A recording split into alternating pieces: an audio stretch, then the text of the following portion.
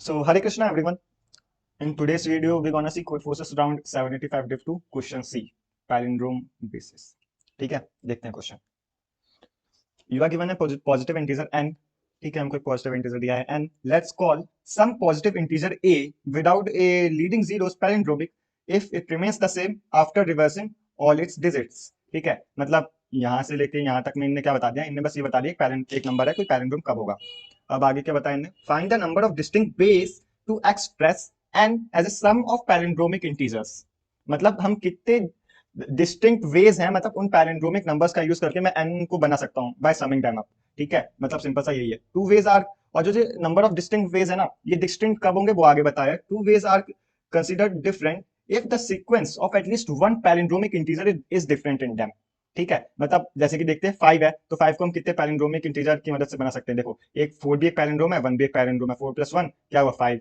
4 plus 1 से भी 5 बन रहा है. 3 प्लस 1 से भी 3 प्लस 1 1 1 3 प्लस 1 1 से भी 5 बन रहा है. तो ऐसे कितने तरीके से मैं 5 को बना सकता हूँ. मेरे को यही डिस्टिंक्ट वेज को रिटर्न करना है. और इन्होंने एक चीज और दी है, और जैसे कि अगर कुछ ऐसा है 3 प्लस 1 प्लस 1 और 1 प्लस 3 प्लस 1, तो ये डिस्टिंक्ट नहीं कराया कहलाएगा. डिस्टिंक्ट कब होगा, जब नंबर ऑफ जो सीक्वेंस जिनसे ऐड होके कोई भी नंबर n बन रहा है वो डिफरेंट होनी चाहिए. ठीक है, formally you need to find the number of distinct multisets of positive palindromic integers, the sum of which is equal to n. हाँ भाई, मतलब सिंपली यही है कि कोई हमको एक रैंडम नंबर दिया होगा n, और हमको बताना है कि कितने number of distinct palindromic numbers, मतलब कितने डिस्टिंक्ट सबसेट्स बन सकते हैं पैलिंड्रोमिक इंटीजर्स के, जिनको मैं ऐड करूं और वो किसके इक्वल हो जाए, हमारे n के, मतलब जो value given. Since the answer can be quite large, so print it in modulo 10 to the power 9 plus 7. हाँ, आंसर मतलब कुछ ज्यादा बड़ा होने वाला है, तो उसका हमें मॉडुलो लेना पड़ेगा. ठीक है, और कुछ हमको टी टेस्ट केसेस दिए होंगे और एक एन की वैल्यू दी है, और बस हमको एन के लिए बताना है कि मतलब कितने डिस्टिंक्ट वे से हम उसको रिप्रेजेंट कर सकते हैं. अब एक बार टेस्ट केसेस के लिए देख लेते हैं जो इनने टेस्ट केसेस यहाँ पे एक्सप्लेन किए हुए हैं.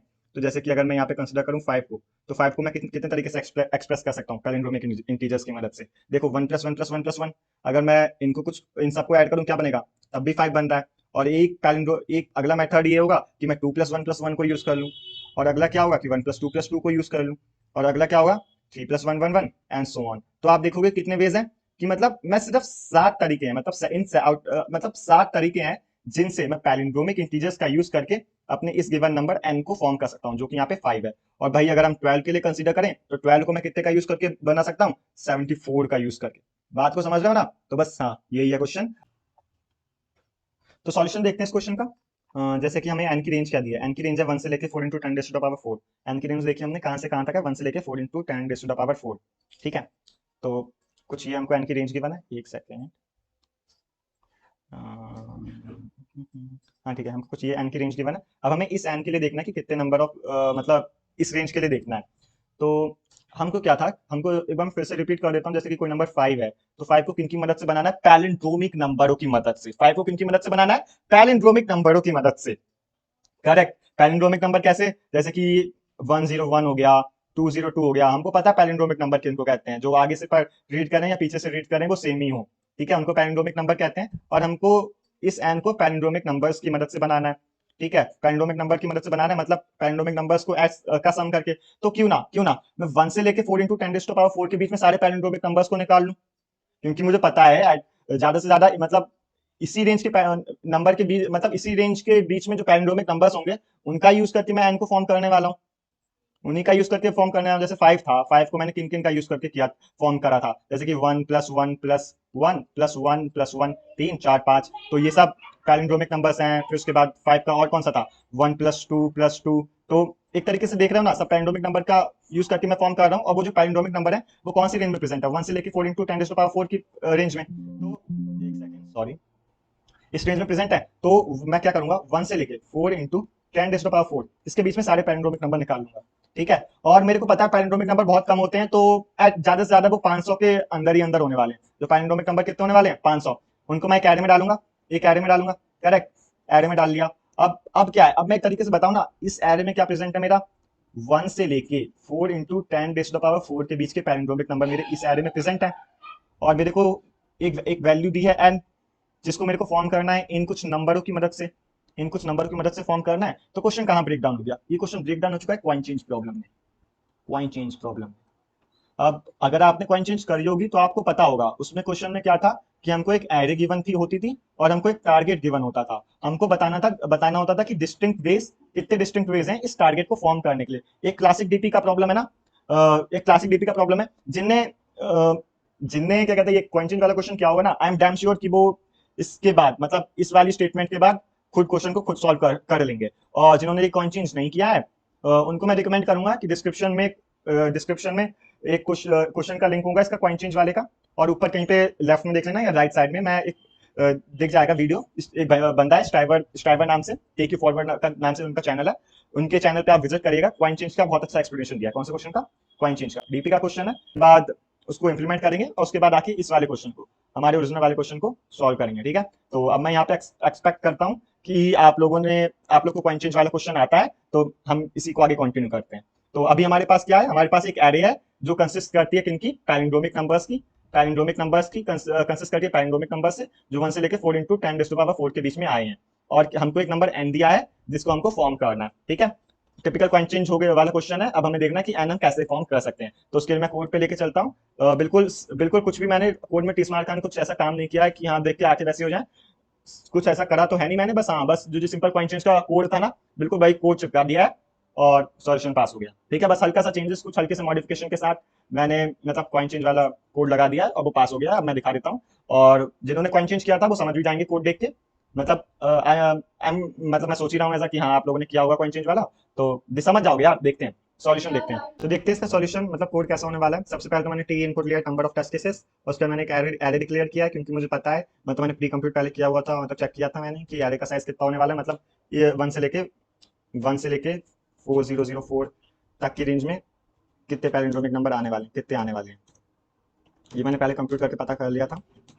ठीक है, तो मैंने उस हिसाब से एरे का अपना साइज रख दिया है जो कि कितना है 44, मतलब 499, इतना साइज रख दिया है। एक इंडेक्स डिक्लेयर किया है, और ये वाला कोड मेरा चेक करेगा सिंपली कि अगर मेरा ये आई, मतलब आई को मैंने किसके फॉर्म में कन्वर्ट कर दिया, एस के फॉर्म में, स्ट्रिंग के फॉर्म में। और मैं चेक कर दिया कि ये स्ट्रिंग अगर पैलिंड्रोम है, अगर ये स्ट्रिंग पैलिंड्रोम है तो आई को मतलब ऐड कर दो एरे में। इसका मतलब क्या हुआ कि जो मतलब मेरा आई, मतलब आई वाला बंदा है वो पैलिंड्रोम है। उसको मैंने ऐड कर दिया अपनी एरे में। और फिर उसके बाद देखो सिंपली यहाँ पे मैंने डीपी इनिशियलाइज किया -1 से, डीपी को इनिशियलाइज कर दिया -1 से, और डीपी का पहले स्टेट का साइज रखा मैंने एरे डॉट लेंथ +1, और आखिरी वाला साइज रखा है 4006। ये मैंने 06 मतलब 6 मैंने मतलब ऐसे ही रख लिया, एक तरीके से प्रिकॉशन के लिए। ठीक है, ऐसा कुछ वो नहीं है। अब चल गया तो चल गया है। अब while number of test cases के लिए चलाएंगे, और फिर उसके बाद सबसे पहले इनपुट लेंगे एन, कि मतलब किस वैल्यू के लिए चेक करना है, और बस रिकरेंस अपना चालू हो जाएगा, रिकरेंसलेशन, जो हमारा क्या है, एक तरीके का पूरा कॉइन चेंज वाला कोड है रिकरेंस का। देखो इसको मैं क्या कन्वर्ट कर देता हूँ, कन्वर्ट करता हूँ कॉइन चेंज पे, कॉइन चेंज। ठीक है, कॉइन चेंज कर दिया, एक सेकेंड, डन। ठीक है, कॉइन चेंज कर दिया। अब कॉइन चेंज में मैं क्या पास कर रहा हूँ, एरे, और ये टारगेट, और ये इंडेक्स। एक सेकेंड, अगर ऊपर कॉइन चेंज किया तो नीचे भी कॉइन चेंज कर देता हूँ, कॉइन चेंज, कॉइन चेंज। ठीक, और फिर उसके बाद सिंपल सा भाई कॉइन चेंज का जिनने देखा था कि हाँ अगर टारगेट अगर क्या है मेरा टारगेट, अगर मेरा टारगेट लेस देन 0 है, या इंडेक्स आउट ऑफ बाउंड हो गया, index greater than equal to N हो गया है, अगर कुछ ऐसा है तो रिटर्न कर दो 0, रिटर्न कर दो 0। और अगर मेरा टारगेट 0 हो चुका है, टारगेट 0 हो चुका है मतलब फॉर्म हो चुका है, टारगेट 0 हो गया है, तो रिटर्न कर दो 1 को रिटर्न कर दो। और बस यहाँ, हाँ यहाँ पे मतलब डीपी का स्टेट चेक कर लिया है कि मतलब ये, मतलब इस इंडेक्स पे ये टारगेट पहले कंप्यूट हुआ था या नहीं, पहले कंप्यूट हुआ था या नहीं। ठीक है, यहाँ पे चेक कर लिया अगर पहले कंप्यूट हुआ था या नहीं। अगर कंप्यूट नहीं हुआ था तो मैं उसको कंप्यूट करूंगा, अगर कंप्यूट हो चुका था तो मैं सिंपली उसको डीपी से निकाल के रिटर्न मार दूंगा, करेक्ट। ठीक है, तो रिटर्न कर दूंगा। और यहाँ पे क्या है, यहाँ पे भाई पिक नॉट नॉट पिक वाला लगाया हुआ है मैंने सिस्टम, पिक नॉट पिक वाला। देखो इसको ना और अच्छे से लिखते हैं ताकि और अच्छे से क्लियर हो जाए। यहाँ पे मैं ऐसे लिखता हूँ इंट पिक, ये मेरी केस होगा पिक वाला, पिक वाला, पिक। एक सेकेंड, ये पिक वाला नहीं, ये नॉट पिक वाला, ये नॉट पिक का केस है, इसको मैं कह देता हूँ नॉट पिक। ये नॉट पिक है, और अगला क्या है, इंट पिक। अगर मैं पिक करता हूँ तब क्या होगा, अगर मैं पिक के लिए मैं ये लगा देता हूँ पिक।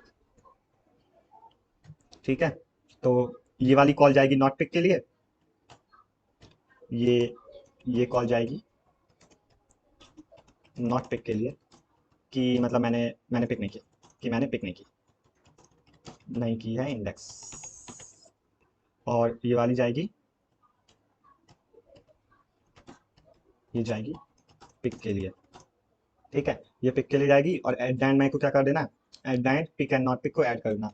पिक और नॉट पिक मतलब पिक करके अगर मैं इंडेक्स को पिक करूंगा, अगर मैं इंडेक्स को पिक करूंगा और अगर मैं इंडेक्स को पिक नहीं करूंगा, दोनों केसेस में जाऊंगा, दोनों केसेस में जाऊंगा और दोनों को ऐड कर दूंगा, दोनों केसेस में जाऊंगा, दोनों केसेस पे जाऊंगा और एट द एंड दोनों को ऐड कर दूंगा। क्या कर दूंगा, ऐड, दोनों को ऐड कर दूंगा। डन भाई है भाई। देखा एट द एंड मैंने क्या किया, पिक गया, मतलब मैंने देखा कि मतलब अगर मैं करंट बंदे को पिक करता हूँ और अगर मैं पिक नहीं करता हूँ, दोनों केसेस पे गया, उन दोनों को मैंने ऐड कर दिया। जैसे कि हमको आंसर में गिवन था कि वैल्यू बड़ी होने वाली है तो उसको मैंने मॉड कर दिया और अपना डीपी में स्टोर करा दिया रिटर्न मार के। ठीक है, डीपी में स्टोर करा दिया और वही है भाई। देख लो सिंपल सा कोड था, कुछ था ही नहीं क्वेश्चन में, सिंपल सा क्लासिक क्वेश्चन था यार। पर कुछ भी हो, कॉन्टेस्ट मेरे से तो हुआ नहीं, चलो कोई बात नहीं। So hope so you like the video, समझ आया हो तो सब्सक्राइब कर देना यार। Thanks for watching, Hare Krishna.